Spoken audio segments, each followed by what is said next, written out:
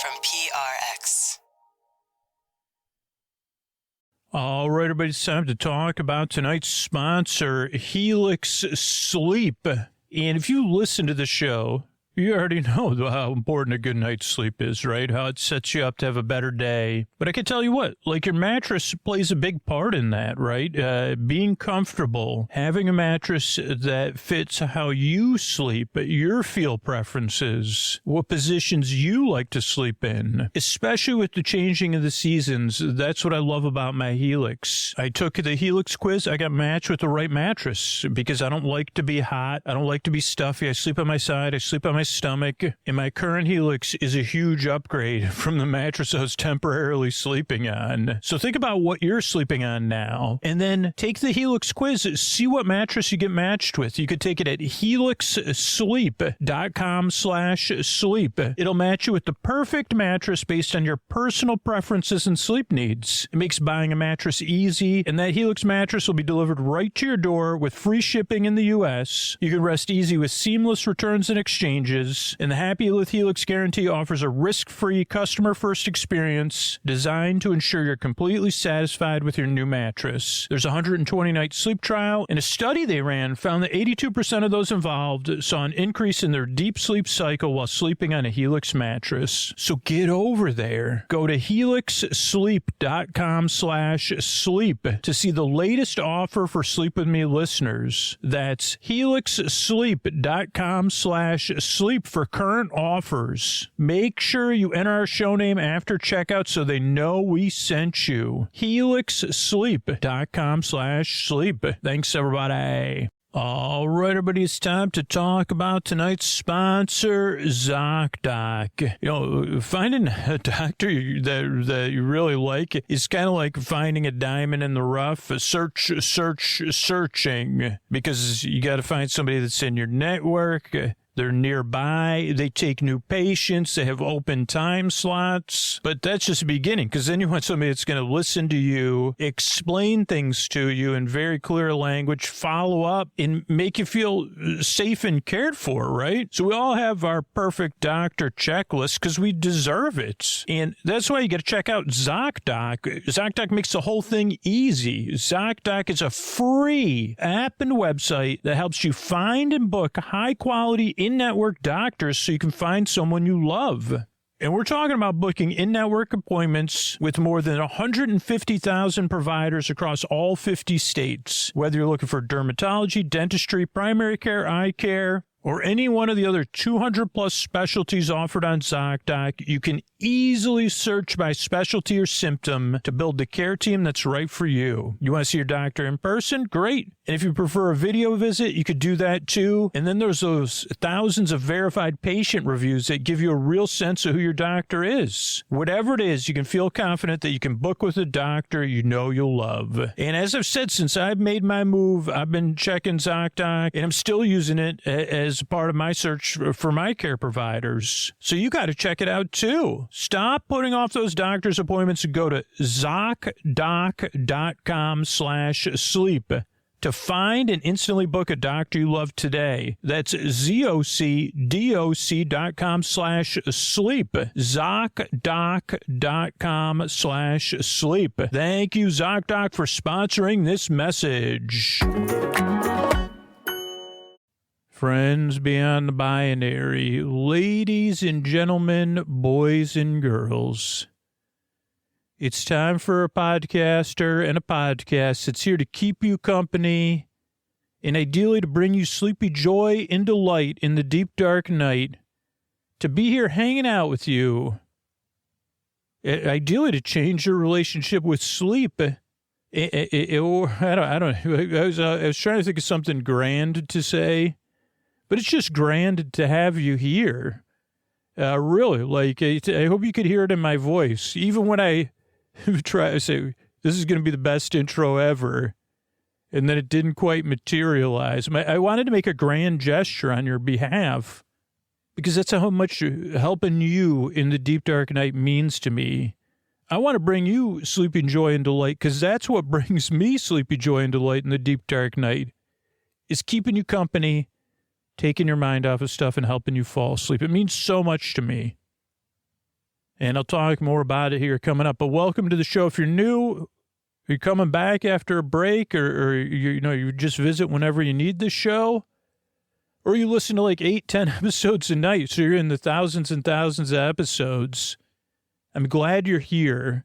What we got coming up is support, and paying for the show is optional. It's only for those rebels who get the most out of the podcast and decide, I love this free podcast so much I'm going to pay for it.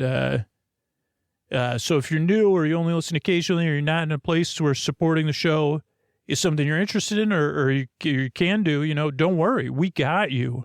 Me and all those other sweet, sweet rebels out there. After that will be a long, meandering intro meant to ease you into bedtime. And then later on will be our second series, our second episode in our episodically modular series, which doesn't have a title yet as of this recording, but it will when you see it. Something about something. I don't know. It's oh boy, is it full of meanders. So I'm glad you're here. If you're new, welcome back. And if you're the kind of person whose life has been changed by this podcast, and you're feeling like my life has been so positively impacted by this show, I want to do something about it. Like, I want to rebel against it. But, you could either check out these sponsors or support the show directly. And that act will not just keep the show going for you, but everybody else that listens. Thanks. Most people don't realize how much of their personal information is being bought and sold every day. Data brokers are making billions pulling details about you from public records and the internet, then packaging and selling it, usually without your consent. That's how your information lands in the hands of scammers, spammers, even stalkers. It's why you get endless robocalls and why ads seem to follow you everywhere. That's where Aura comes in. Aura actively removes your data from broker sites and keeps it off. They also instantly alert you if your information shows up in a breach or on the dark web. But Aura goes beyond data protection. With one app, you get a VPN, antivirus, password manager, spam call protection, dark web monitoring, and even up to $5 million in identity theft insurance, all backed by 24/7 US-based fraud support. Other companies might sell just credit monitoring or just a VPN. Aura gives you all of it together at the same price competitors charge for just one service. Start your free trial today at aura.com/safer. Protect yourself now at aura.com/safer. Hey, everybody, this is Scoots. Before we get into the show, this goes out to all-night listeners. All-night listeners, this message is specifically for you. Are you an all-night listener? Like you queue up episode after episode after episode every night? When you start that, does something settle in for you? Does it give you something like relief, comfort? Does it put like half a smile on your face, knowing your boar bud's going to be there in the deep, dark night? Or Scoots is a habit for you. You start the show, you press play, and you know I have you covered. That tonight, you and I were in it together. I hope you feel that or something like it, something good. Because if you're an all-night listener, yeah, we are in it together, right? How many episodes a month? 100 episodes a month? Whatever it is, you probably heard me asking for support on the show before. And maybe you don't think about it too often, or maybe you're just used to me playing all night long, and I'm kind of a drone at this point. But it sounds like right now, tonight, the show's a part of your life, and you're listening to me and you're hearing me, and you might be the only one, the only all-night listener paying attention right now. So I want you to really think about, like, what would it be like if you didn't have the podcast to listen to? Like, you went to reach for it to press play, and the show wasn't there anymore. Like, isn't something you listen to and don't listen to for 2, 3, 4, 5, 6, 7, 8 hours a night, is it worth paying for? Would you miss it if it was gone? Because I need one person that's an all-night listener tonight to make that connection. And I need you to think about supporting the show right now tonight. And no matter what level you support it at, it'll change the future of the podcast if you support it tonight. That's at sleepwithmepodcast.com/plus. If the podcast is worth it to you, do it tonight. And if you're not in a place where you can afford $7 a month, $60 a year, do Surprised by Scoots. It's just as a good way to support the show, But one of those two choices, if you're an all-night listener, right now, tonight, will ensure the podcast will be here for you tomorrow night. Thanks. Oh, Mystery Bard, a lot of people help out on the show. Who are they? Chris Posty Poster Son sounds like an earful. Wrote the theme song. Edits episodes too. Carl W. the Legend. Also edits episodes. Ashley, Kenny, Scotty, Jennifer. Runner. Eric and the team at Astound are on the website. I am the Mystery Bard. I do the lullabies, yeah. I do commissions at JonathanMann.net. I'll write a song for you. Any reason at all. You can tell me the story and I'll make it personal. You see the kindness shine straight on through when the listeners form their own Facebook group. Keith, Stacy, Sarah, Julie, and Jennifer. These are your moderators. Get support your scooter on Patreon. Buy the merch and support the sponsors. You can find anything you want at sleepwithmepodcast.com. And we're so proud that we could dance. Rusty Biscuit, Lois, Hannah like banana. Leah does the transcript. Thanks, Mystery Bard. And if you listen to Sleep With Me all night long, you fall asleep fast during the intro. You listen 5, 6, 7 episodes a week. You've been listening over 3 years. You know, we designed Sleep With Me Plus with listeners like that in mind. There's versions of the podcast built specifically for those styles of listening on Sleep With Me Plus. Ad-free full episodes, story-only episodes, audiobook-style compilations, all intro episodes. And you can get all that at sleepwithmepodcast.com/plus. Then you can fall asleep faster, listen all night long. And not only do you get the peace of mind from the show, you get the peace of mind. The podcast will be there for you and for everybody else that needs it. And you could sign up and check it out with a 7-day free trial. You can get it free by being surprised by Scoots. And when I say this next part, you'll know because it's because of your support. So what do you say? Because of your support, we get on with the show. Hey, are you up all night tossing, turning, mind racing, trouble getting to sleep, trouble staying asleep? Well, welcome. This is Sleep With Me, the podcast that puts you to sleep. We do it with a bedtime story. All you need to do is get in bed, turn out the lights, and press play. I'm going to do the rest. What I'm going to attempt to do is create a safe place where you could set aside whatever's keeping you awake. It could be thoughts on your mind, thoughts about the past, the present, the future, thoughts that are just appearing there.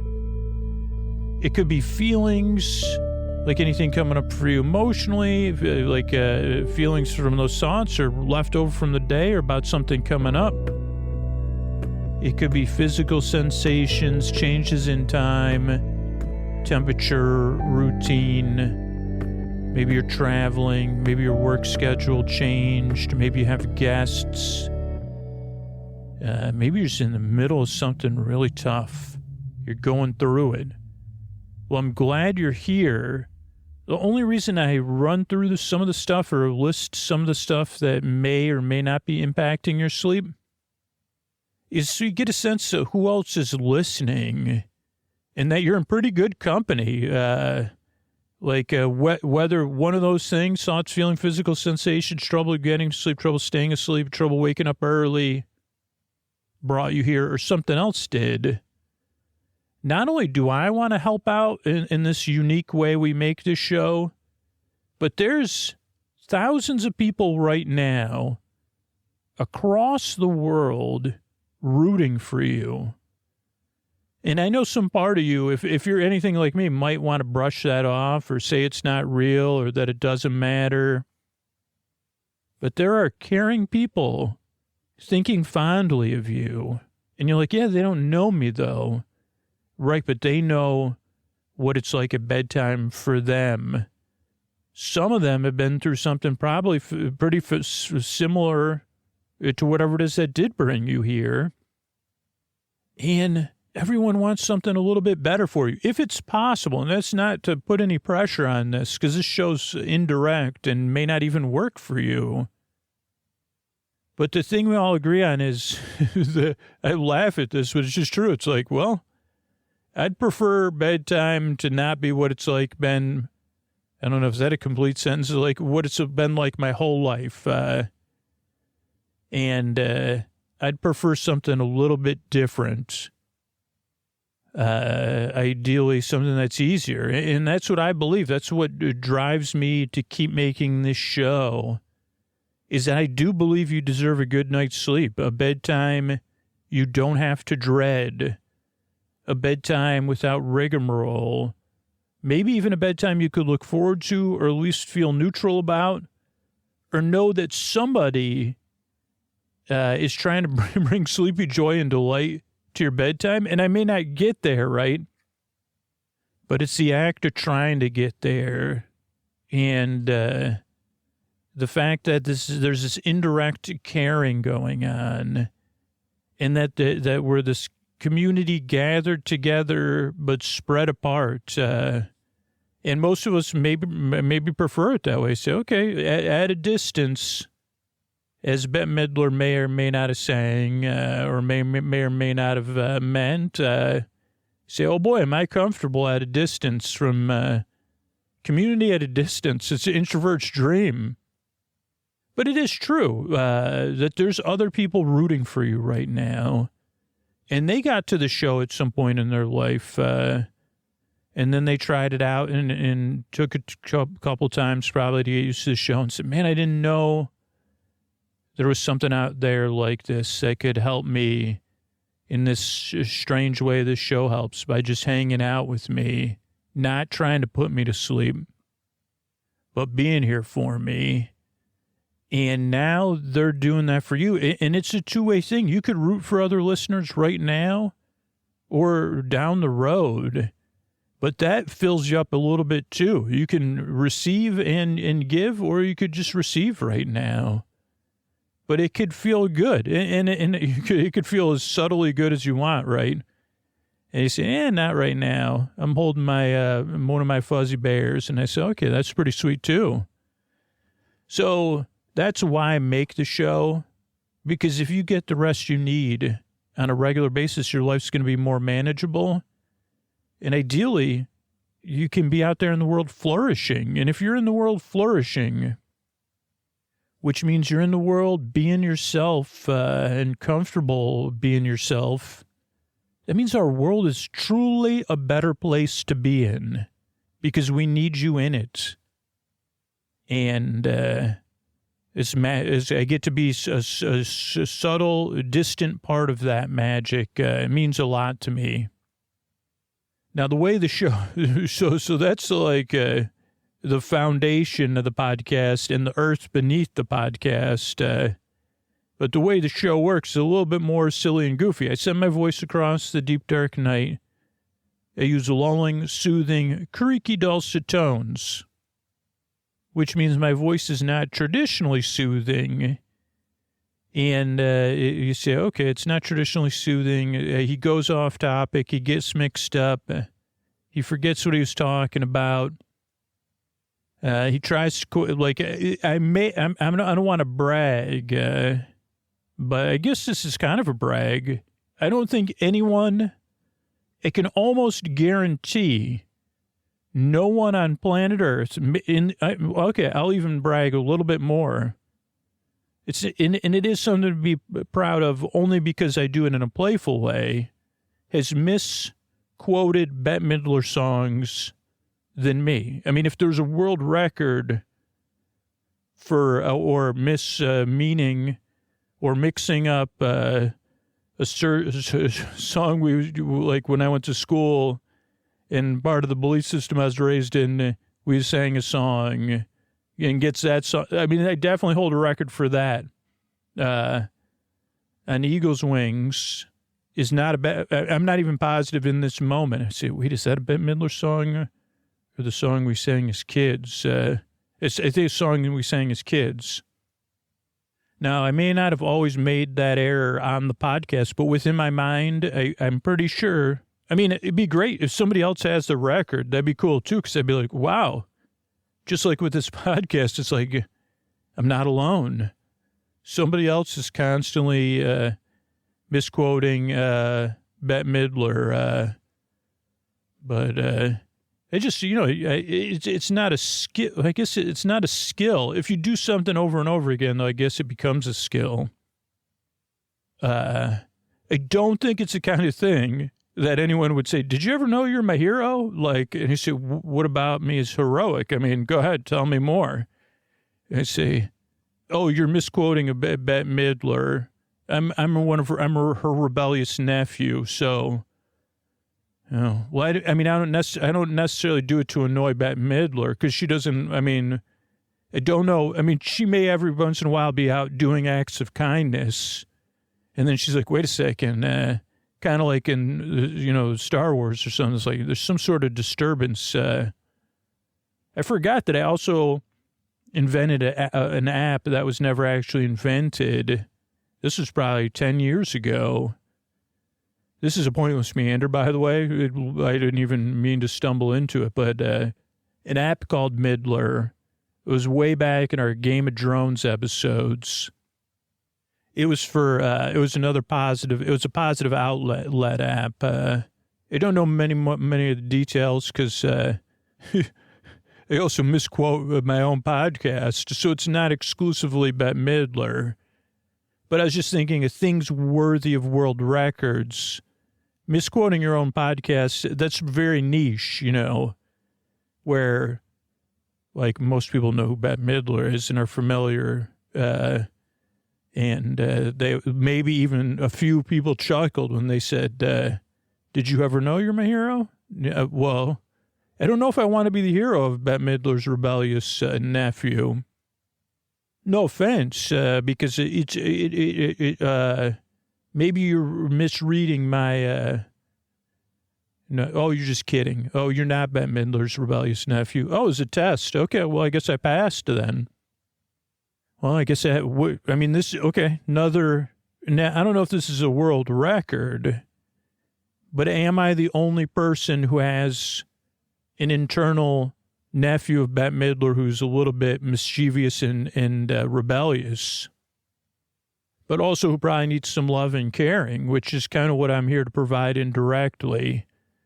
So, yeah, my voice is not traditionally soothing. There is a bit of nonsense in this show, but it's friendly banter, harmless banter, maybe a little bit with a flavor of rebellious nephew. But all done in love, or just, I have love in my heart, but also my brain just produces these meanders, and I try to follow them and see where they go.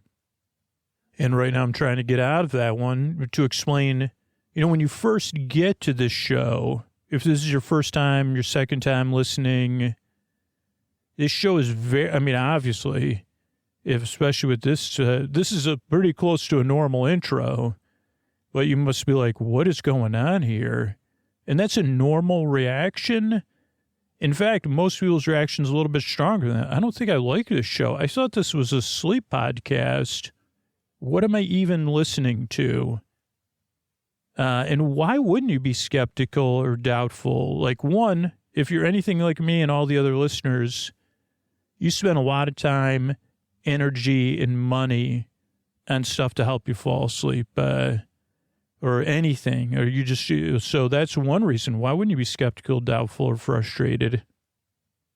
And then two, like you probably, when you saw a sleep podcast or however you discovered this show, you probably have some reasonable expectation of what a sleep podcast would be.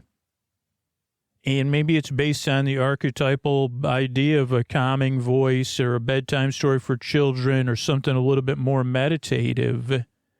And this show is very different than that.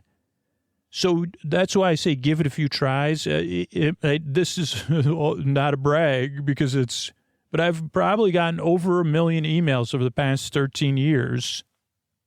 Maybe that's not mathematically possible, but it might be. But like I've gotten a lot of emails where people said, hey, it took 2 or 3 tries for me to get used to the show. Now I listen every night. You've changed my life. But the first time I strongly disliked you in the show. But I said, hey, I haven't been sleeping, so let me give it another try. Then on the second time I said, what is going on here? And then on the third try I fell asleep, and maybe I dreamed of a flying Bette Midler, taking me away. and singing to me, or maybe something else. And I don't know. I woke up, I had no idea what he was talking about. If you live here, you'd say Midler Ave. There's a street called Midler Ave. It's spelled, I believe it's spelled differently, but you say he was talking about Midler Ave? No, I don't know what he was talking about, but that could be a nickname for anybody. I mean, this is a total, what do you call it when you're not placating, but when you're, let's just rename, what if we nickname Broadway Midler Ave? What's that called when you're trying to please somebody without, I forgot. It's not placating, but it's just some other word exactly like that. But that's what I was just doing there. But it's true. Maybe you'd say, interesting proposal. Okay, so, most people don't like the show when they get here. So give it a few tries, see how it goes. Now, if it doesn't work out, or you're already certain you don't like me, or I'm not your cup of tea, or we're not a fit, it's totally okay. Most people don't like me or the show. And that's good news, because I've done this so long. I have a website set up, so you don't have to worry about it. Just go to sleepwithmepodcast.com/no thank you. And you answer like 2 or 3 questions to get you to the right place, and it'll bring you to a list of sleep podcasts and other sleepy stuff. So you could still find something that might help you get the rest you need and you deserve, because I still believe you should get some rest, that you deserve a good night's sleep. So check that out. But otherwise, give it a few tries, see how it goes. One of the other things that takes some getting used to is that this is a podcast, right? Traditionally, podcasts are something you listen to and you pay attention to, or maybe you learn from, or you're swept away in audio fiction, or, you're following a story, or you're hanging out, with people aspirationally, you're like, oh, wow, you get to hang out and these people are really funny and they're insightful, or, they're talking about something, a show or a book or something I love too. Oh, this is great. This is not like, so this is a podcast, but it's a podcast you could just barely listen to. Kind of like a background noise, a TV on in the other room, a show streaming under your pillow, or some other form of audio or audio video that you've repurposed. You're like, well, that's kind of like, that kind of is like the professor or the conference or my friend. So I kind of listen to that. This is meant to be evocative of that. But intentionally, I'm here to hang out with you, versus just like if you had a friend that was available 7 nights a week, you say, hey, could you talk to me about nothing for a while? Oh, sure. I mean, but make sure it's something there. Don't talk to me about just nothing. It needed to be engaging enough I could pay attention to it, but I don't need to pay attention to it. But I won't be listening to you, but I might listen to you. But I'm not paying attention, but I could pay attention if I want to. Do you understand? Now, you'd need a friend like, maybe somebody like Jeff Lebowski might fit that. They'd be like, cool, man. I mean, the only thing with Jeff Lebowski, that's a fictional character from a film, is that he may fall asleep, or he may not stay to task, but his spirit would be like, yes. He'd say, oh, I'll give it a try. 7 nights a week, man, I got you. I guess I could have been, my path was carrying me in a more of a, I don't think I would have stopped at like 2 or 3 White Russians, but so for me, I would have nodded off. But yeah, so I'm here to hang out with you, I guess, but it's kind of like, out of focus picture, sand passing through your hands. So that takes some getting used to. There's also the fact that this is a sleep podcast. I'm not here to put you to sleep. There is no pressure to fall asleep with this show. I'm going to be here over an hour, right around an hour. So there's no pressure to fall asleep. You don't got to be like, what if the show ends in 10 minutes? So do I got to be sleeping 20 minutes? No, this show's over an hour. There's 600 plus shows ready to go for you.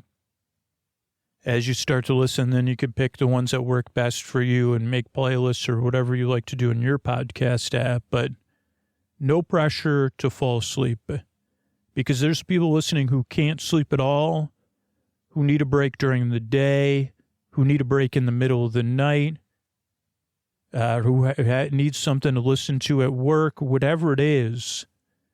I'm here to the very end for them and for you, whether you're awake or asleep, whether you're listening or not. I'll be here. Because my job's to be your bore friend, your bore bae, your Borbowski. I never thought about that one. You're I don't know, Big Borbowski? I don't know, that doesn't quite work, but it kind of, it has alliteration.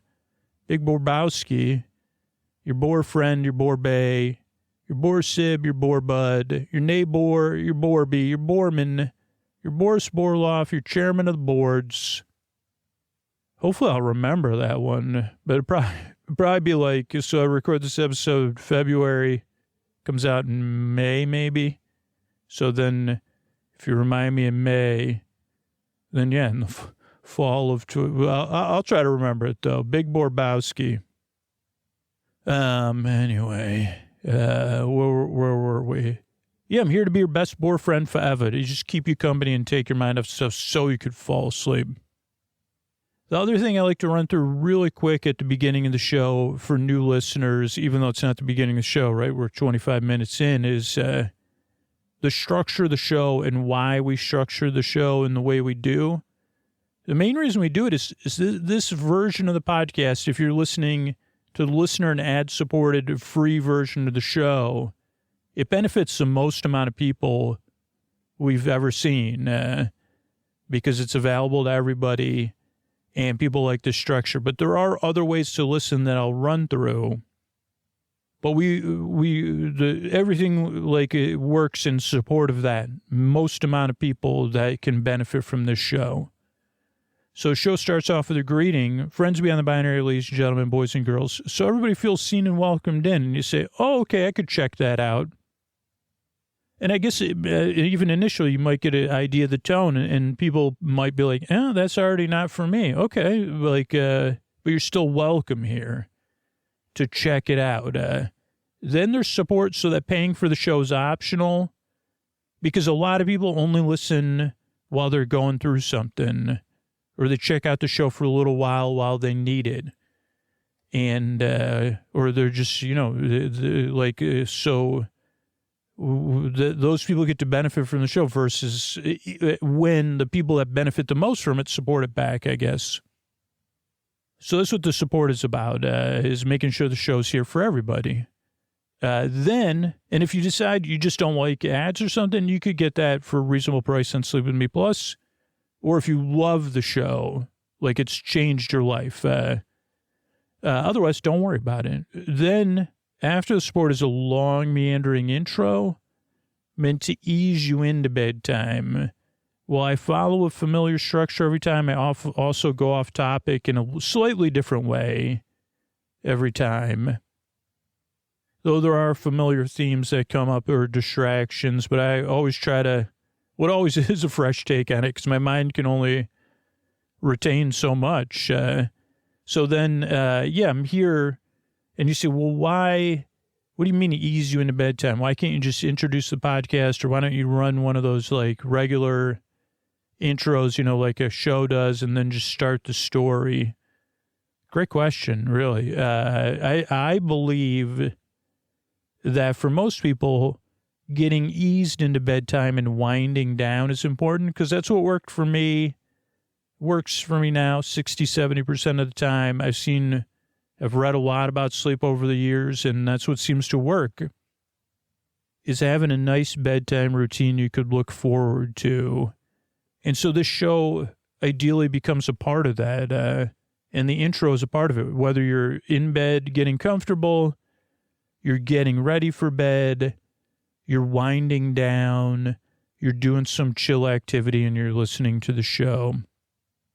If you fall asleep during the intro, it's not so much meant to put you to sleep, but you could, if you fall asleep to the intro every night, please consider supporting the show But if you fall asleep or you don't like the intro or the transitions, we have a version of the show that just has the stories.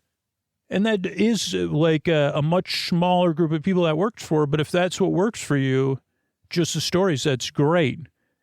But what I found is that, yeah, this kind of works. It's the community part of the show. It's kind of like a sleepover or something like that, where we all gather together and we're reassured we're not alone in the deep, dark night and that we're going through this together, really. Like, and that's the truth. And that there is some positive force by just rooting for one another in the deep, dark night and thinking, you're not alone out there. I'm here too. That's powerful, but lightly powerful. It's the kind of power that's perfect for bedtime, light kind power. So, yeah, that's why. But yeah, the intro is, buffer between being awake and asleep. Then there'll be another round of support. And then it'll be our episodically modular bedtime stories. So, our second episode, but you can listen to them in any order. These ones are particularly episodically modular. And yeah, all told, I'll be here over an hour. Myself and a team of people work on the show. We really believe, we yearn and strive. We really want to help you fall asleep. So thank you so much for coming by. And if this podcast has changed your life and continues to change your life for the better, and you feel like you're a rebel, you just say, man, this podcast has changed my life so much, I'm going to rebel and pay for it, or I'm going to rebel and support a bunch of sponsors. These are the ways you could do that. Thanks. Hey, everybody, Scoots here. This message is for super listeners. You listen all night long. You fall asleep fast. You listen 4, 5, 6, 7 nights a week. You've been listening longer than a year, longer than 2 years, 3 years, 4 years, 5 years, or longer. This message is for you if you're in one of those groups. And the thing is, only one person is going to pay attention and listen to me. That's a super listener. And I hope it's you. So you're a part of the show, right? And the show's a part of your life. And I'm wondering what the show gives you. Does it give you relief? Does it give you distraction? Does it have a positive impact on your nights and your days? Because if you've been listening, particularly for the last year, I've been leaning into the support hard because we need the support from the people that benefit the most. You'd miss the show if it was gone. You count on it. And if you don't want it to go away, if all that time you spend with the show is worth something to you, I need you to do something tonight. Ideally, if you're in a position to support the show directly right now, at sleepwithmepodcast.com/plus, because it sounds like the show's made a huge difference in your life if you listen one of those ways. It brings you something real. It matters to you, right? So if it matters to you, tonight's the night to support it. Directly if you can, sleepwithmepodcast.com/plus, or by spreading the word about the show if you can. But do not put it off if you're listening to me, if you're hearing me and you're agreeing with me. You're saying, yeah, I've been listening to the show 6 years. Yeah, listen 4 nights a week. It's gotten me through the toughest times of my life. Of course it matters to me. And now you're making the connection, but it can change tonight. You could change the future of the show. sleepwithmepodcast.com/plus. And I want you to remember one more thing. It is important for Sleep With Me to be free. If the show wasn't free and out there, you would have never discovered it, right? It would have never changed your life. And by supporting the show, you keep it free for everybody else to discover it, too. Having this show free and available to everybody lets anybody who needs it find it. And you could be a part of that.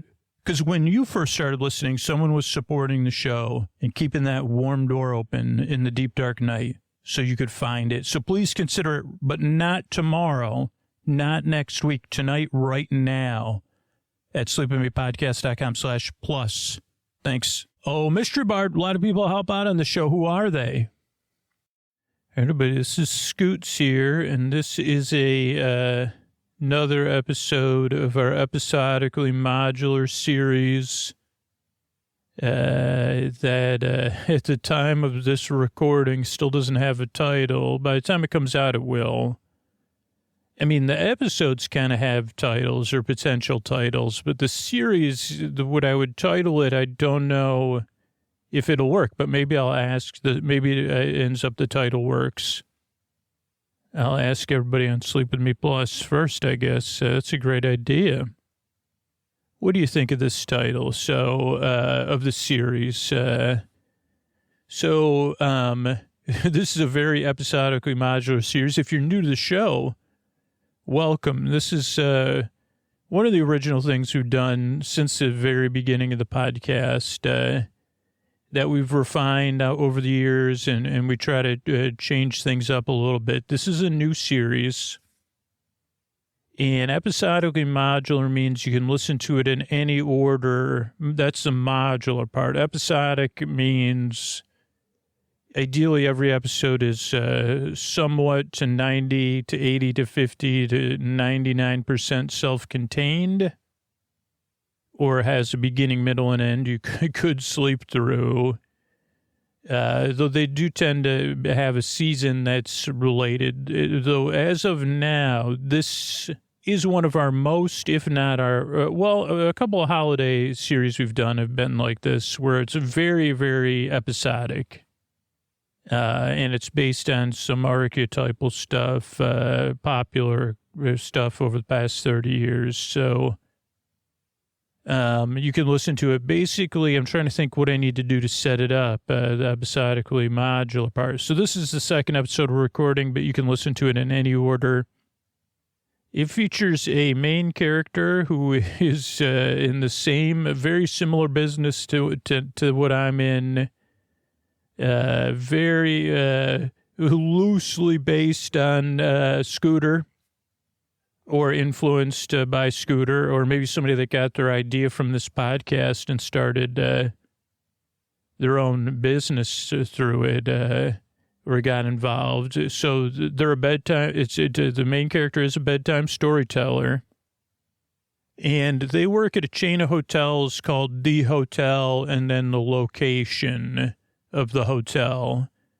And the hotels tend to be, it sounds like it's pretty upscale, new, like refurbished buildings or repurposed buildings, ideally with iconic architecture, maybe older buildings.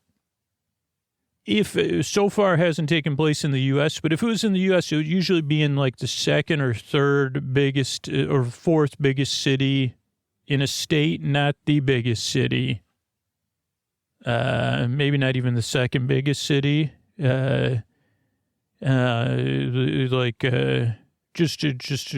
as part of it's just part of it. And this is not part of this is part of the setup, but not part of the series. Each of the hotels not only is a place for people to stay and enjoy themselves, but they do offer a lot of extra services to their clientele. And in a vague way, each hotel has a hotel detective who normally would say, "Oh, I left my shoes in my room. I can't find my reading glasses." Normally, they would help the guests with that. But this person, they go by Sundries Supervisor. And, they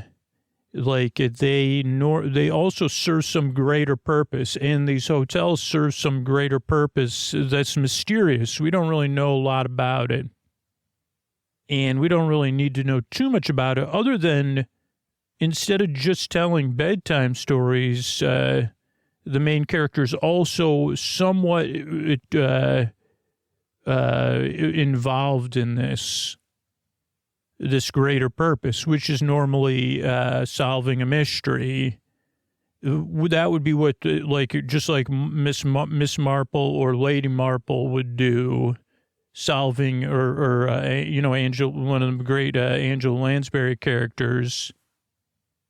Or, anyone else, they would normally be the ones actively solving it. Scooter and anybody, based on me or influenced by me, they're probably better off in more of a, what is the word I'm looking for? An adjacent role. They're not the main person solving mystery. And they may not even be the main sidekick of the mystery solver, but they say, "Hey, could you keep they're basically gathering clues." So telling a bedtime story, in this case, it's personalized because it's a very upscale hotel. Invited clientele are some of the people that get to stay there. And so they have a staff bedtime story. Also collects clues for some greater purpose. But you know who serves you know who's puts the purpose in greater and the greater in purpose. He's greater than the sum of the. He is the sum of the part. I wish the sum of my parts added up to him. Because holy cow, he's our Hollywood announcer. Comes all the way to Central New York just to record this audio. Because he loves the listeners, he loves people so much, he loves helping out so much. He comes on stored renewable energy by means. I wish there was a way to have a maglev train. He's laughing at that, but I said it'd be convenient for him because he's a busy guy. And, we do work now. I'm a little bit more flexible since I'm further away, though I don't know if he has really a home base. I mean, he's one of those people, he's at home everywhere. Wherever he is, wherever there he is. And that's, in his case, that's like a triple reassurance. Also, you're assured to have some audio, when he's around, because his gravitas is audible. It's not like grinding. Well, it is to me because I got to make sure we get clean audio because I make a sleep podcast and I say, there's some sort of sound coming off you again. And he's like, you're going to scan me with your microphone? I say, yeah, no, I don't need, if my microphone had an air, I just want to figure out where this, I said, is it those shoes? Who shined your shoes? Like Magneto or something? Because there's something coming off of there. And he just shrugs. I shined my shoes. Okay, well, were you playing some sort of character with superpowers when you did it? Or you don't have to play a character with super charisma. But I say, okay, could you, thank you for removing your shoes. Could you remove your shoes? I don't have any kind of soundproof room for your shoes or for you to stay in.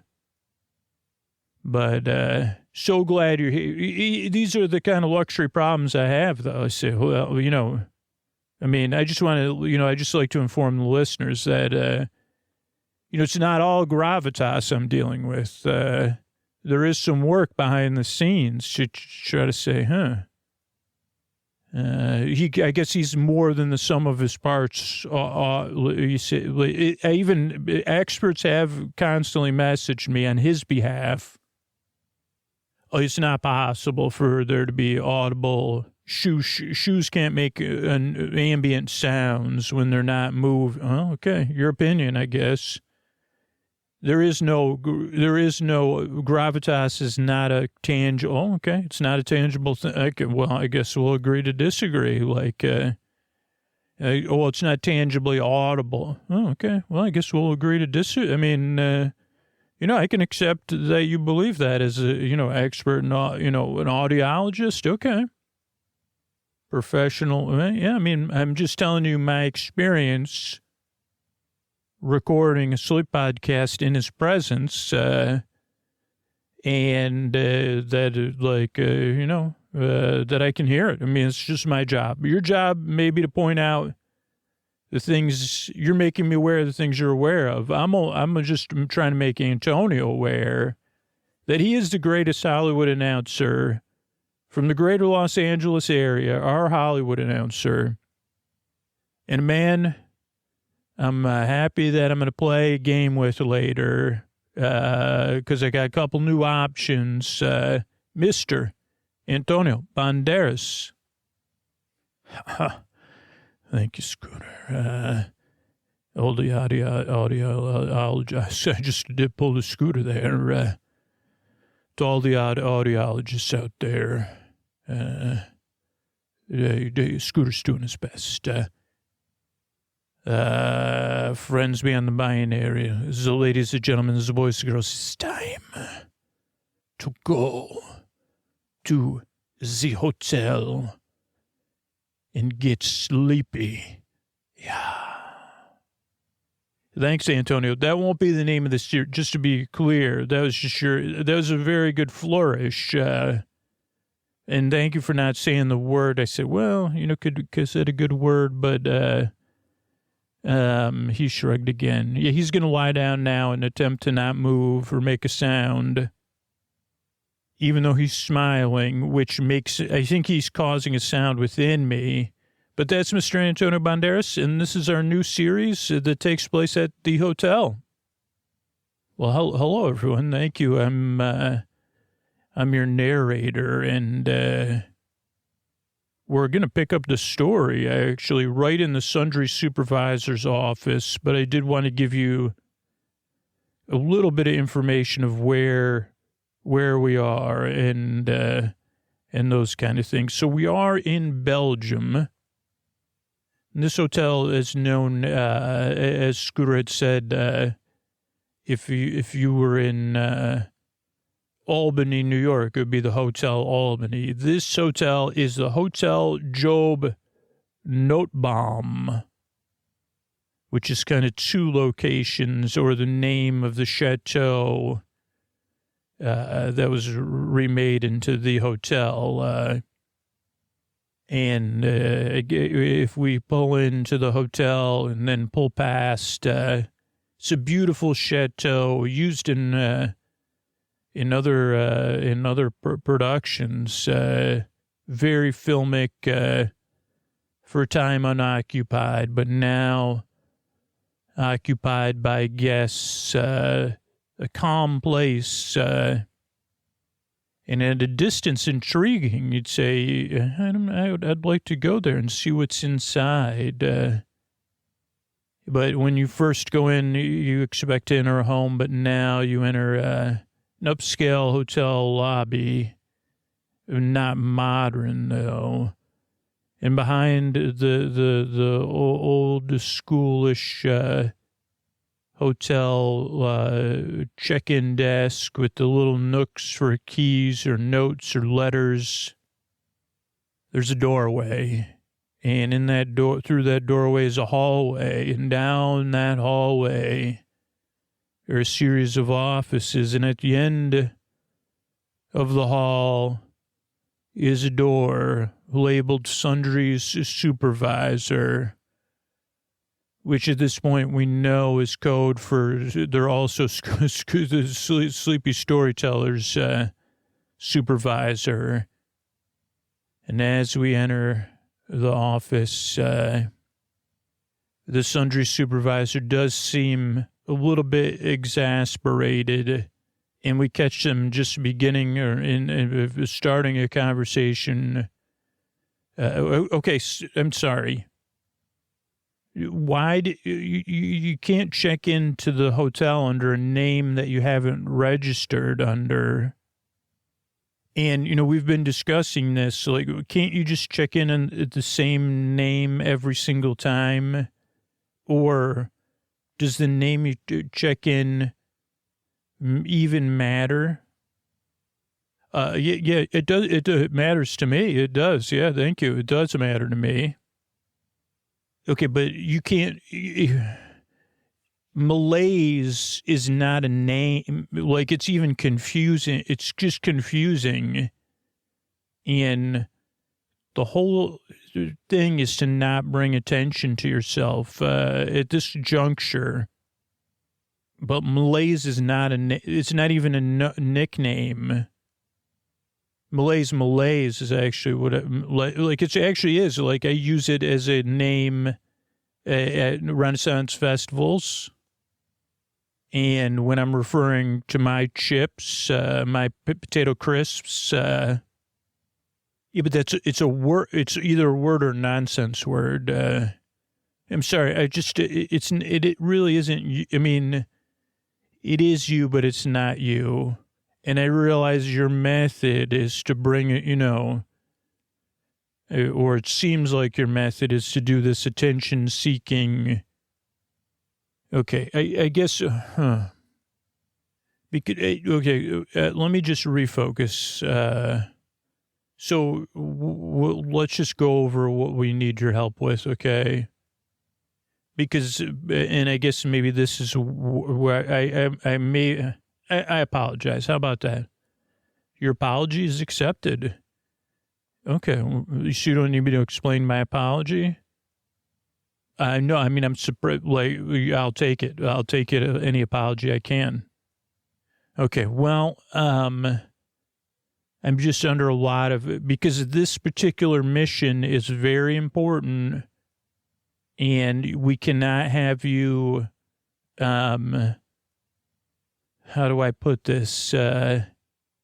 Putting in any undue concern in the client or anyone else's purview. This is about there's also an immediacy, and there is some sort of, I do have been working with there is a personal connection, but we need clues, okay? Well, do you mind me asking what the personal connection is? Is it to the client? No, it's Agent IR.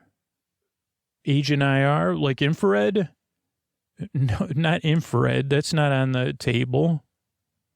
I'm sorry, Agent IR. I've never heard of the agent. I've never heard of Agent IR. Agent IR, like, is that like a nonsense word? Like, kind of reminds me of the game StarCraft. They don't say IR, but reporting for duty. I could say that to you. Like, I do get your StarCraft references, so that's, I guess, a common ground. I do like StarCraft 2. You like StarCraft 2, or you too like StarCraft? I, too, probably spent way too much time playing StarCraft at one point in my life. Agent IR, so you don't know about I thought you were hoping to become an agent at some point. Yeah, no, but, like with a nickname, I just didn't know there was, well, and now you almost had me saying infrared. Iridium, Agent Iridium, 77, 192.22. Iridium. Okay, so Agent Iridium, or Agent 67, 192. Okay, Agent Iridium. IR. So not, wait, did you say 77, 192, 22? See, I can remember things. Okay, never mind those. Don't worry about the numbers. So this case is a very, very warm case. And Iridium was on this case. So the client has been under observation by Agent Iridium. She has not had well, as far as we know, she hasn't been in direct contact with the client. I mean, I would love, what elements are open on the table? It'll be a while for you. So I guess if you could focus on this case, it'd be your best bet. Okay. So Agent Iridium has been in touch with the client? No, has not been in touch. The client's name, the client likes to go by Ronnie, and that's I.E. Ronnie. Thank you. I saw your face was going to ask that. Ronnie this is why I've got to give you all this information. I'm just a little bit hesitant. I've just heard about working with you, so I'm trying to be in the moment and use my training. So Iridium has been watching Ronnie and may or may not have had like secondary contact. Ronnie is the first person we know of that has been contacted from over there. Wait, Ronnie's been contacted from over there? Has he, when he was over there or when he was over here? Or, yeah, Ronnie has been contacted. We don't have any knowledge of Ronnie being over there, but we do have a general sense. We don't know because we've lost touch with Agent Iridium. But in her last few reports, she confirmed she had a full confirmation Ronnie was in contact with someone from over there. Fairly certain she was attempting to get a full confirmation or hard proof. And, I mean, so we don't have 100% confirmation. Do you know what or who or whom? No, and we don't know why or what they. We don't. Yeah, we don't have a lot of information because. Well, where's Agent Iridium? We don't know that either.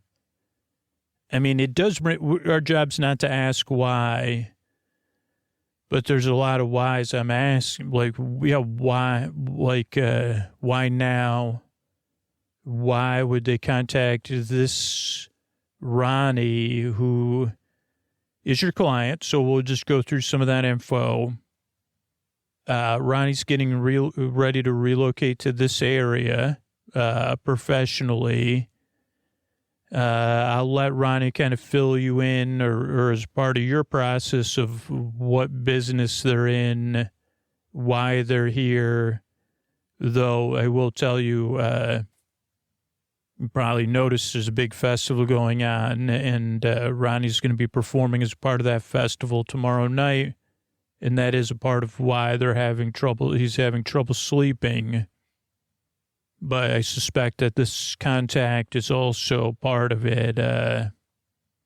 He does not seem to know that he is in contact. That's another part of the reports are very vague, and I can't share them with you. But, I mean, he could really use sleep tonight before the show tomorrow. And we did have an appointment set, so he is going to be waiting for you in the lobby to take you through some of the festival that's happening on the street tonight that starts in a little bit. So luckily you are timely. But what we cannot have we don't know what happened with Agent Iridium or why they've gone silent. And we cannot have Ronnie, who doesn't seem to understand anything about this, getting the sense that there's anything going on. Or if they are in contact, we can't have them knowing that you know. I worked with Agent Iridium in another location. All this was taking place somewhere else. So there's no reason to think that you should be fine. Okay, well, is there any way I could get like Agent Iridium's file or some information about Agent Iridium, or even if it's just, I realize I don't have like high level approval of any of this stuff. Like a lot of you say, your trust only goes so far. But if you could get that to me at some point or put in my room, that'd be helpful. What brought Ronnie to your attention? Okay, well, yeah, I don't want to spoil it too much, but he's in a sense he's a musician, and it was this music that he's going to be performing tomorrow that brought our attention. The music was flagged as not from that it contained elements that made it clear it was not. It was from the other side. The other side, I've never heard it called that. Well, we're not sure it's from over there, but it's not from here. Okay. Okay, I won't ask anymore. So his music's brought, does he play? You'll find out more. And yeah, I'll get you some basics about Agent Iridium. But why don't you head out and go meet Ronnie? Well, okay, yeah, I just need, do you have anything else for me? What do you mean? Yeah, like something for me to use in the field, if I should need it. Oh, yeah, right in my desk here, I have, oh, you mean a gadget? Of course I do. It's, this. This looks like kind of a used, globe light, well, it's a small globe light. Yeah, it's like a flashlight. Does it have a bright, is this is a battery? No, it's fully charged. You can see it doesn't have, it has a built-in battery. You could charge it in your room. No, it's like a dim globe light. So it doesn't get any brighter than this. Is that part of the, oh yeah, it's exactly. It's part of the, it's part of why we gave it to you. It's, special. It doesn't have a full power like a normal light would. Otherwise, it wouldn't be a special gadget for you. Okay, does it have the ability to like record video or audio or like check the room? Not that I know of. It just lights up or recharges. Okay, does it does it make any sounds? Like if I roll it, does it like make a noise, or can I use it offensively or defensively? Well, you could. I guess you couldn't really shine it at anybody because it's not bright enough. But it's for creative use. It's for I don't always know these things, to be honest. All I know is it was here on my desk, and you needed a gadget, and that they must know, I'm not the main there's supervisors. I'm only Sundries Supervisor. Oh, come on. I know that's just that's just a term.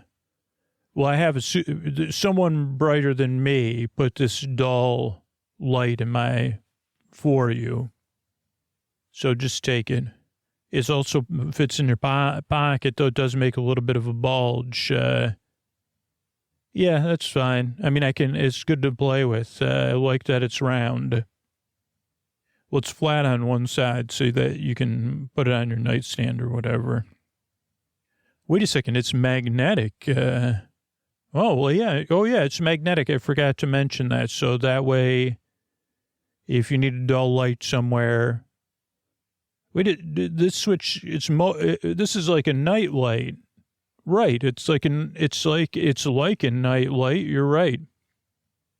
I have one of these. It's just not a dome.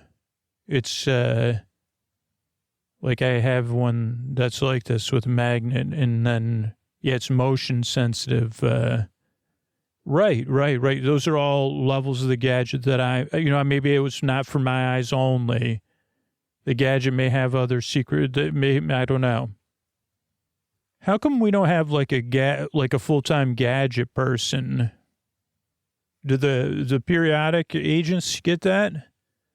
Yeah, definitely. But anyway, your appointment's waiting for you. And with that, Malaise headed out to meet Ronnie in the beautiful lobby, like the lobby waiting area with the, bar and adjacent restaurant. And Sundries Supervisor actually took, hi, this is Mr. Malaise. Ronnie, are you comfortable with me calling instead of Baxter or whatever? Yeah, Ronnie's fine. Thank you. Okay, Ronnie, this is Malaise, Mr. Malaise. I don't know, our bedtime storyteller who's here to work with you. Thank you for taking malaise out, and I'll see you two later. Hey, Ronnie, nice to meet you. Nice. Is your name really Malaise? No, it's kind of like my pseudonym when I'm working as a bedtime storyteller. It helps. Well, I don't see how the name Malaise is going to help me sleep. Oh, well, it's more of like a joke. I don't know if you share this, when I used to go to Renaissance festivals, and I'd see the Queen and Milady, I'd say Miladies, and then I always never came up, but I was always hoping someone would take my Lay's chips, and I'd say, those are my Lay's. So that's funny. So that's your nickname? Well, no, since I work for the hotel, I don't have to present ID when I check in, so I could just make up a name. They don't necessarily like that, to be honest. That was my supervisor, not happy about it. That's cool. That's cool, man. I like it. Well, great, Ronnie. I'm excited to work together. I don't have a lot of information. I know there's some sort of festival you're here for, and you have a show tomorrow. And I'll just tell you quick about my method of working with people. You know, the hotel's covering all the costs of this. Again, it's a goodwill part of, I guess, this festival. And they just like to do it for, I don't know, the hotel kind of finds, this is a gesture of goodwill. You get paid to come tell people bedtime stories? Oh, yeah, I do. Believe it or not, it's a rare thing. Like, I have a rare method. So I do like to find out as much as I can about you. And it kind of like, almost like, I'm not going to interview to put you to sleep. But I kind of get to know you, and I kind of create a custom bedtime story for you. And everything is part of the method, though. Just remember, like, I'm always working. So, well, it might seem like, so even the Malaise part was you working? Well, it's kind of like, I don't know, have you ever done anything and you felt like you were doing it it seems like if you're into music and stuff like that, like everything kind of becomes, yeah, no, I mean, I'm more into, I get what you're saying. So I understand, but we've got to get outside because there's the street festival starting. Oh yeah, I know you're pretty excited about it. So what's happening out there? Well, it's this is well, there's like this is like basic. This is a big deal out there.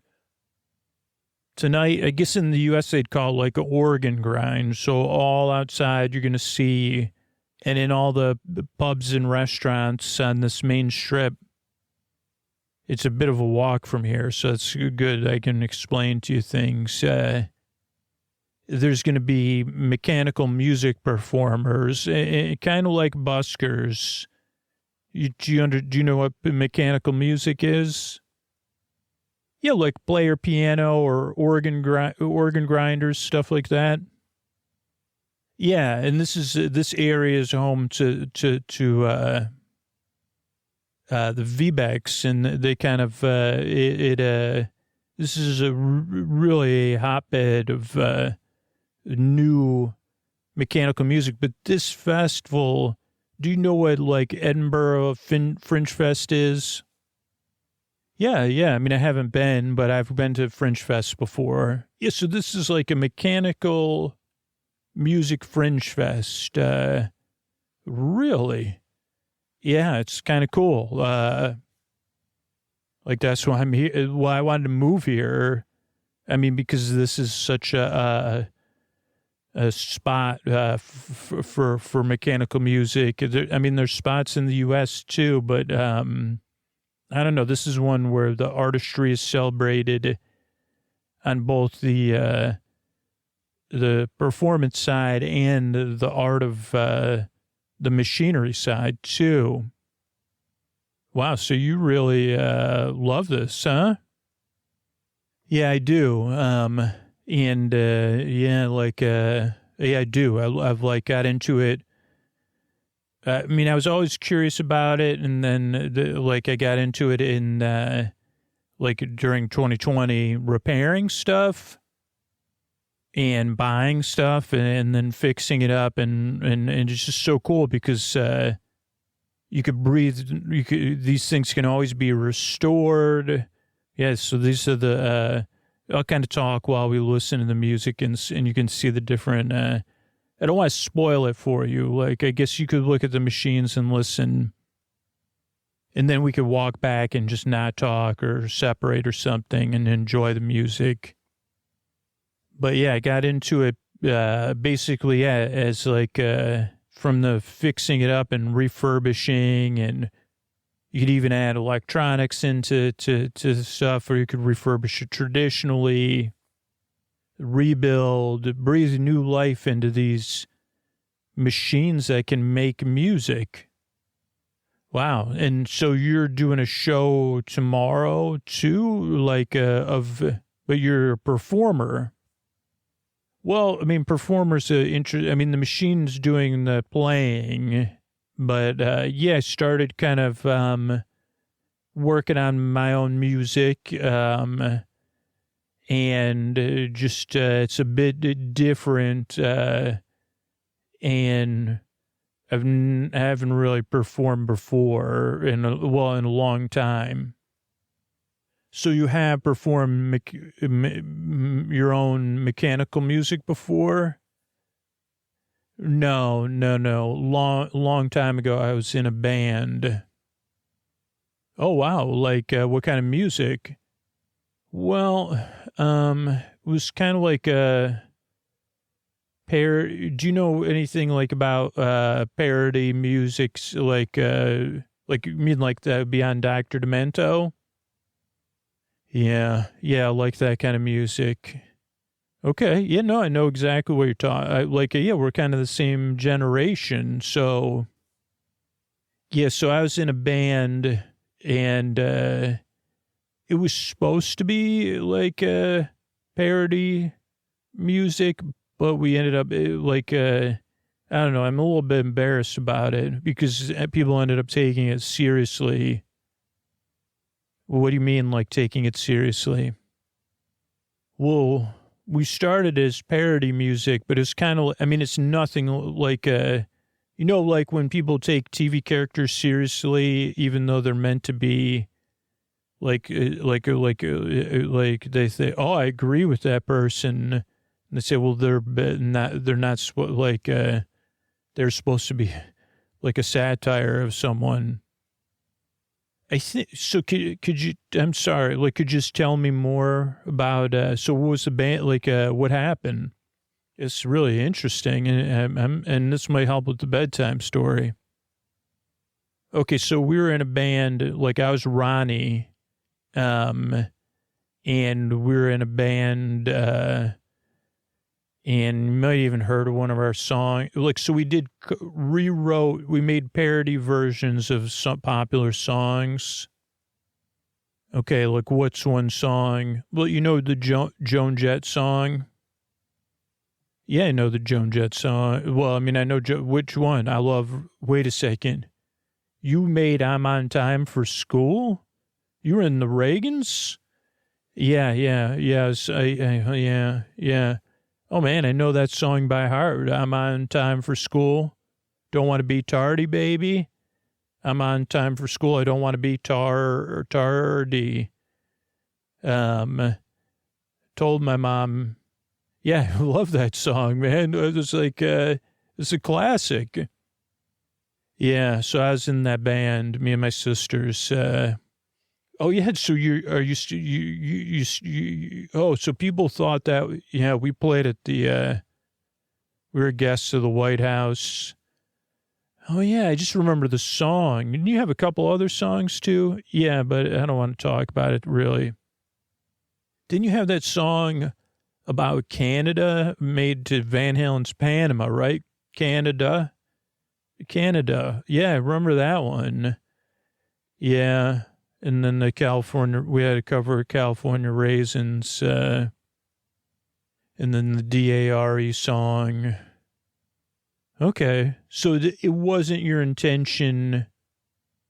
Yeah, because I guess I didn't realize it was parody or satire. I kind of thought you were like super vanilla something. You know what I'm saying?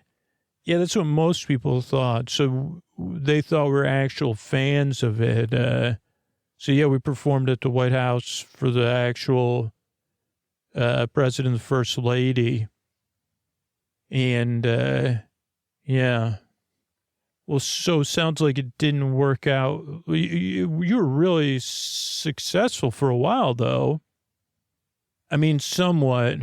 But I just decided, one of my sisters, so it was me and my sisters, one of my sisters, she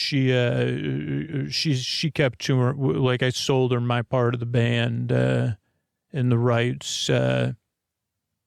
She still kind of performs at fairs and stuff like that with 2 other band members. Okay. Wait, weren't your parents like famous musicians? Oh, wait, yeah. Yeah, they were. Yeah, my parents were famous, yeah. Wait, so your parents were like, they basically were like pioneers of early punk, right? Yeah, yeah. And, so I'm getting a sense here, Ronnie. Yeah, I mean, we kind of made the whole band because we thought the whole idea of the band was kind of to rebel against my parents because they had, so let me just tell you a positive thing about my parents. I mean, they were able to give us for a time everything we wanted because they were incredibly successful and now they'd be considered multi-hyphenates. You know, they were writing books and making indie films. But before that, you know, when we were little, that's why I got drawn. I didn't realize it till I was fixing this piano during the 2020. And then one of my favorite memories as a kid was we had a player piano and my parents were getting ready to use these mechanical instruments in one of their tours. And we would sit around the piano and sing together, and it was kind of fun and hilarious. It's one of my most treasured memories. Okay. But I get it. You don't want to talk about this, but this was kind of a way, the whole Reagan thing, the Reagans, the band was to rebel against your parents, huh? Yeah, as a joke, but it ended up, my parents had kind of grown out of parenting at that point anyway. And then they kind of saw it as like, they saw it as a real rebellion, not a joke rebellion. I mean, it's pretty punk to, do that to punks, huh? I mean, no, it didn't work out. Oh yeah, and then your parents, my parents got they moved away from, they put out a concept album about, coming to visit Earth. So, and then they said it wasn't a concept album. It was, they're kind of founding their own culture and belief system. And a lot of people got into that, and they kind of became a figurehead. And then they we were left with a little bit of money, me and my sisters, but mostly my parents put everything into this foundation.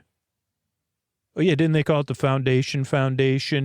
Even though it did, they did. It was that was a joke. I mean, it wasn't a joke, but it was. And wasn't there a rumor your parents, like, they had, that they went off world, huh? That's what they wanted people to believe or whatever? I guess, or they did. Yeah, but they didn't actually go off world, did they? I don't know. I mean, I haven't talked to them since they all moved out to the countryside, and then that was like a. But is it okay if we just don't do a bedtime story tonight? I'm going to walk through the festival alone, and why don't you walk through it alone? Oh, I'm sorry, Ronnie. I didn't mean to, I was just trying to get to know you a little bit better to get the stories, but it seems like this is, the soft spot ahead. But that kind of happens with bedtime stories. I think you should walk back alone. But it's kind of like, sometimes it's like removing pebbles out of your shoe.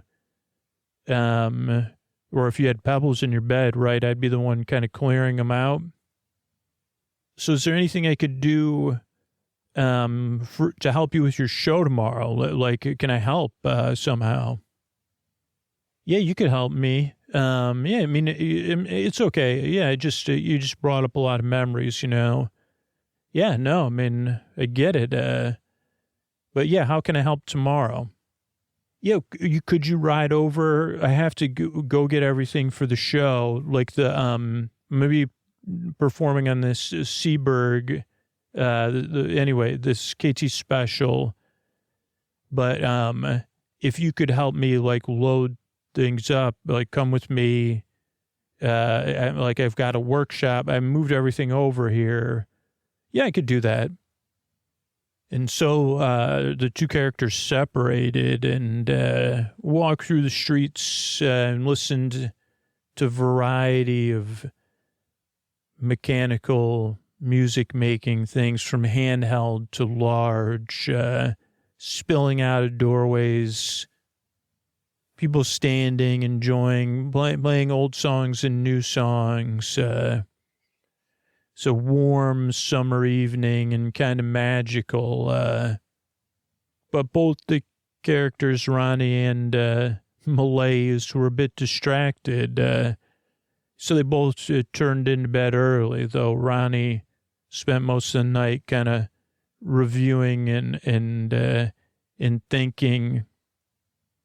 Or we don't know because we weren't there. But the next morning, there was a vehicle waiting for them. And then as they headed out, they were talking.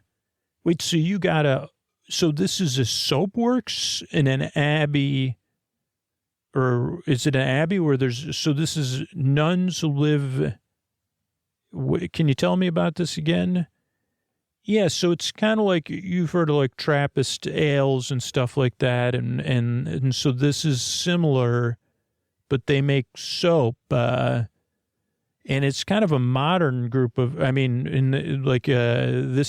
looks like an old abbey, but it's somewhat new, and yeah, there's nuns, but they actually overbuilt, so it is a soapworks, and they have a shop, but they also started subletting places.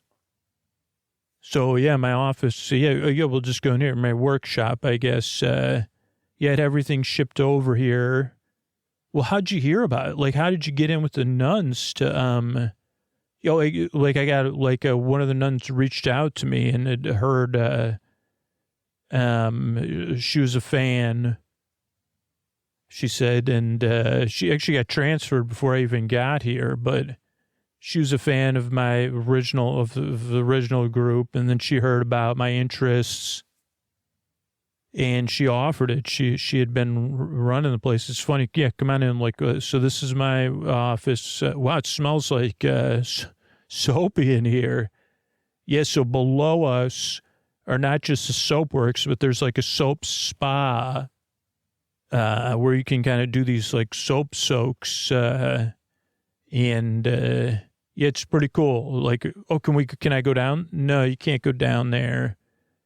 And I mean, not right now, but at some point you could book a package or something, or I could ask them. But yeah, so we got to look. So okay, so but can we focus? Because I'm thinking about my show now.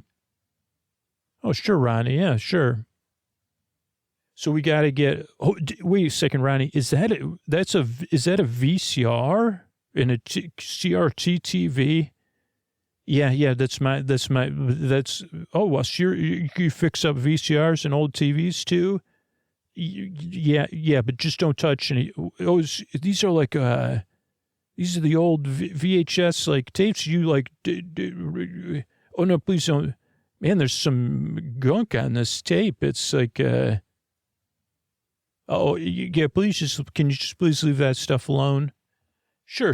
Oh, man, it's anyway, yeah, I got it on my hands, though, but, I get it. So, okay, so what were you going to have? Okay, so these roles here, they have to go to the show, right? So you're going to take all these roles, and just carry them to the van. So there's blue rolls.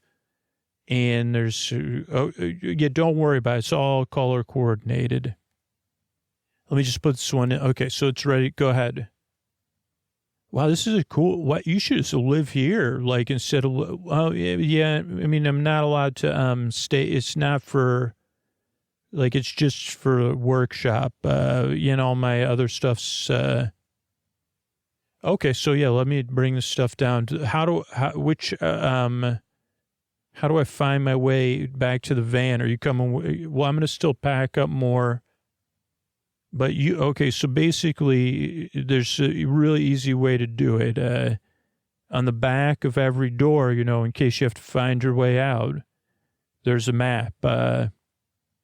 And it's all picture, for people, for every language, it's just pictures. So you can see on my door here, see, this is the map. This is this floor. And we're on the ground floor. Soap floors are below us. So you're just going to follow that. You're going to follow the blue. And you're going to go out the blue door.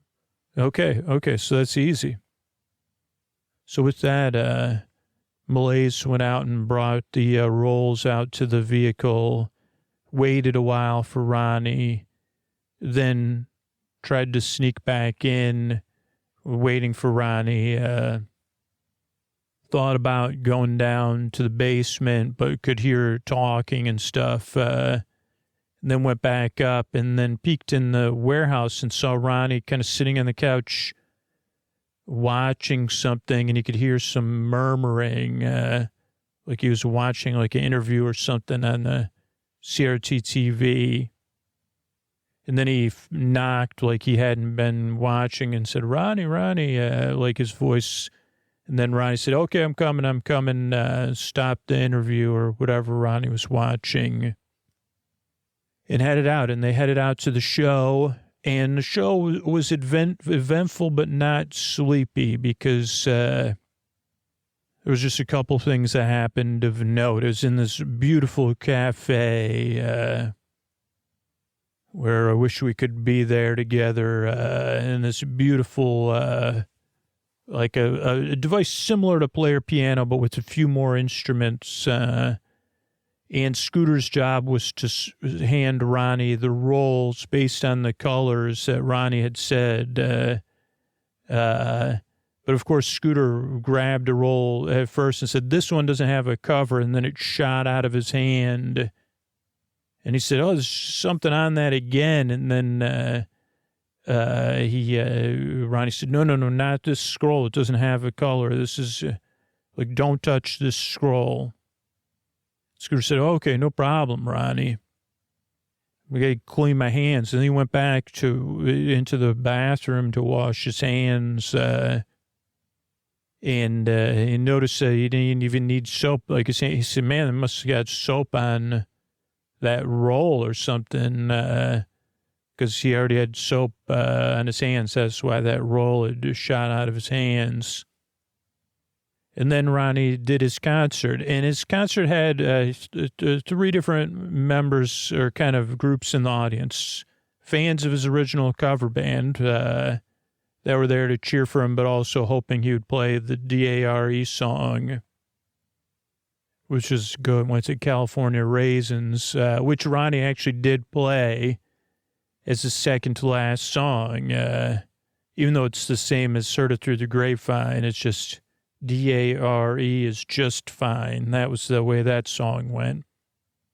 But there was two other groups. A group that I was just interested randomly there, like at most Fringe Fests.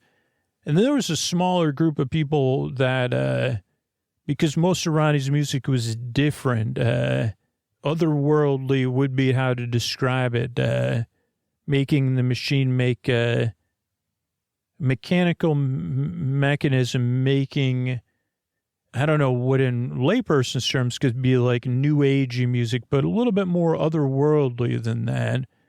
And they were saying that it was music was made by a machine, like an AI music, and that this was only for this festival's for real music, real written music.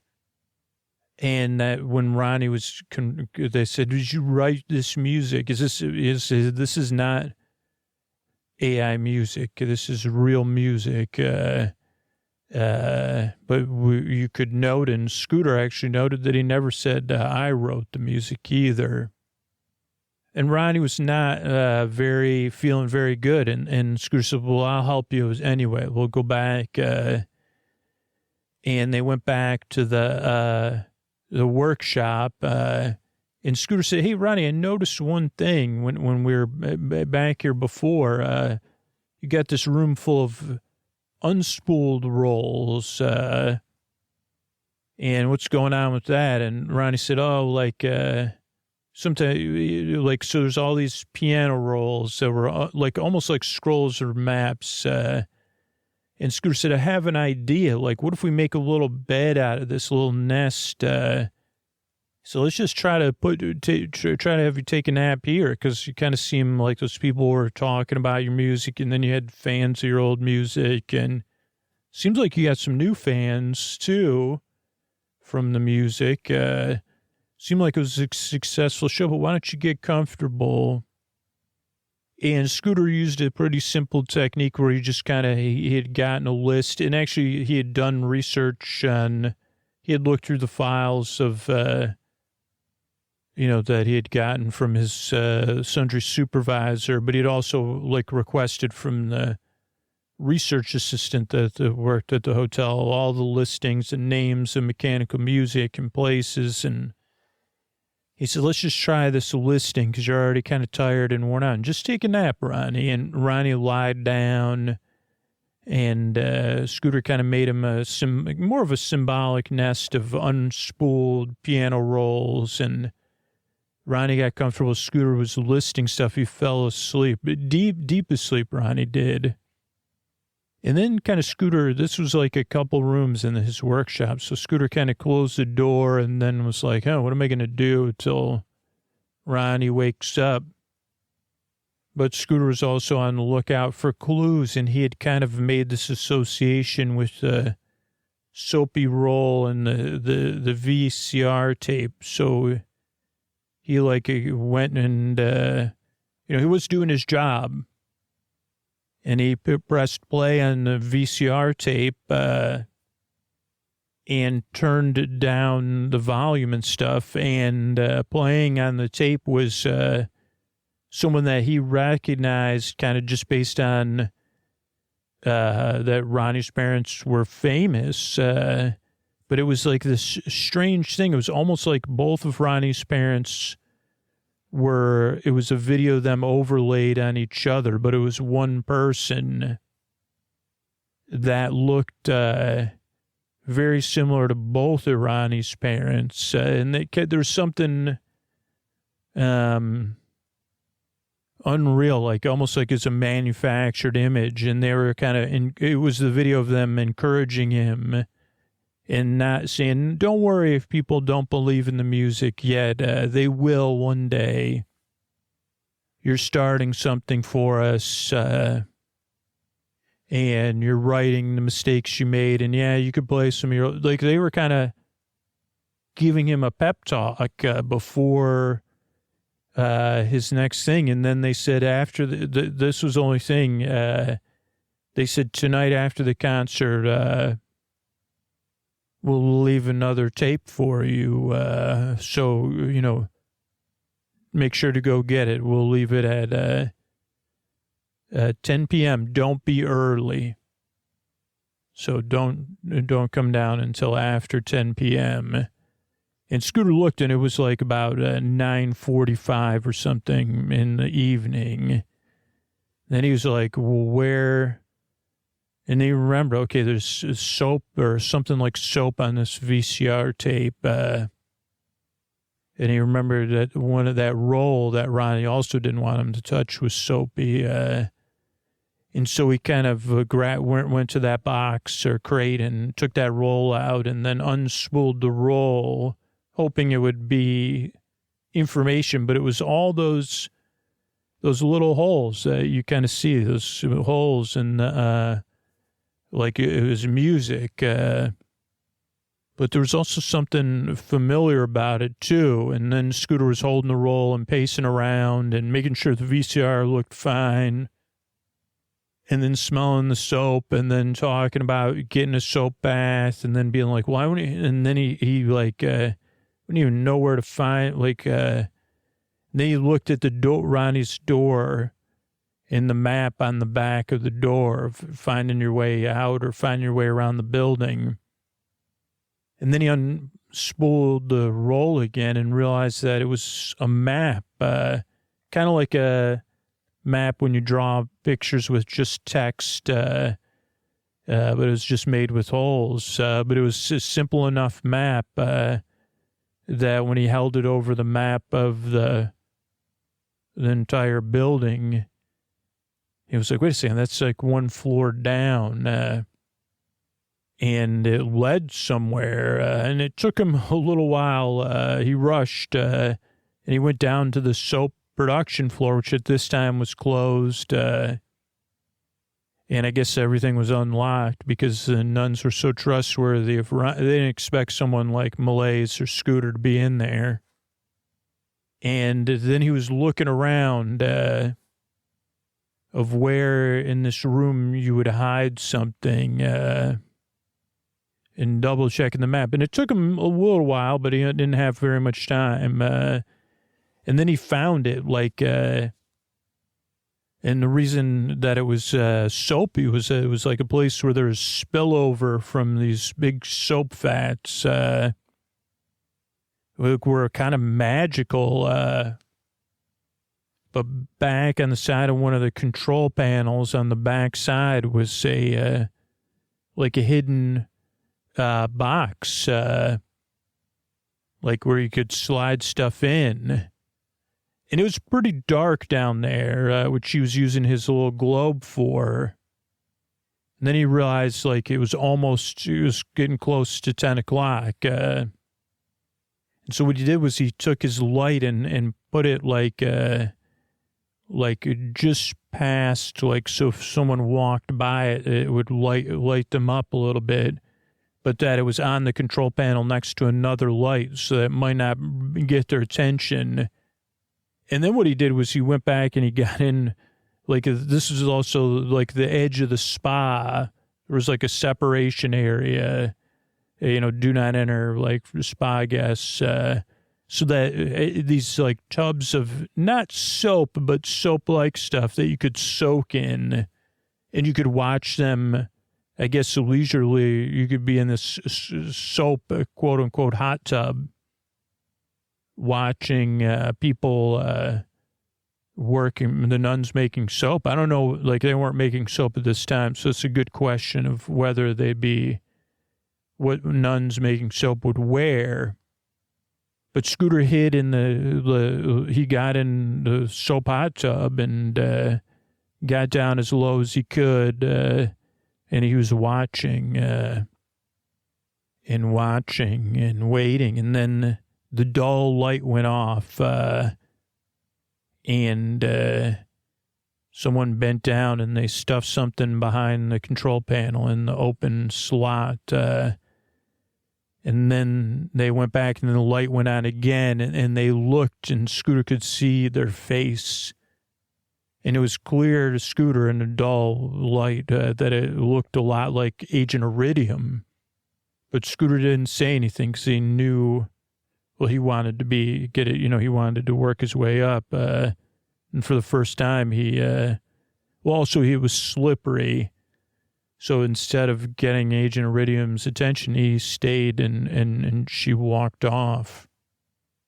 And then he decided that he didn't know what to do next. So he kind of stayed in the tub and then went and showered off and got a robe and headed back to the hotel to kind of get some rest and report in of what he had discovered, which wasn't much, but ideally it would be enough for him to get approval. And he helped Ronnie fall asleep. Good night, everybody.